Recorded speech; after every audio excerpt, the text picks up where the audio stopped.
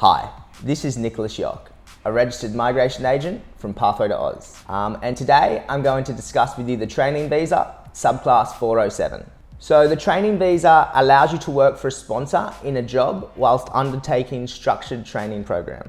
So although it is a training visa, you usually must still be paid for this visa, and there are usually lower entry requirements compared to the standard employer-sponsored visa, the TSS visa.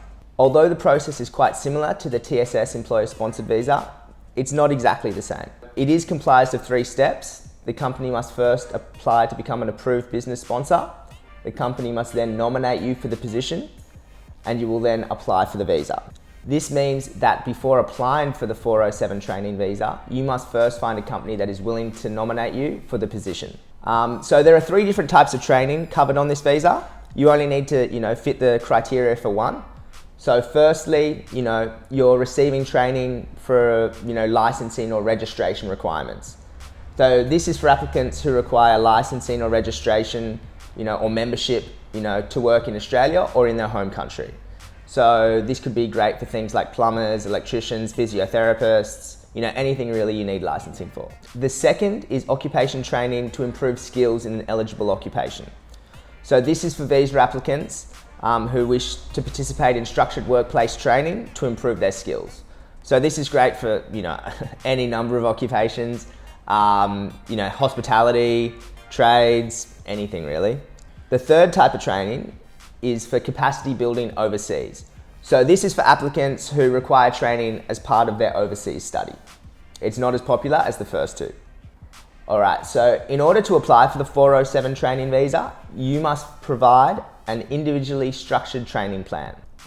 You need to show to immigration that you intend to learn new skills over this visa. The training must be individually structured to the needs of the visa applicant. The tasks to be completed and the outcomes to be achieved over this program should be consistent with the objectives of the program. On the training plan, you should try to include timeframes for completion and show an increase in difficulty over the course of the training program. So immigration wants to see what you will learn, how you will learn it, and when you intend to learn it by.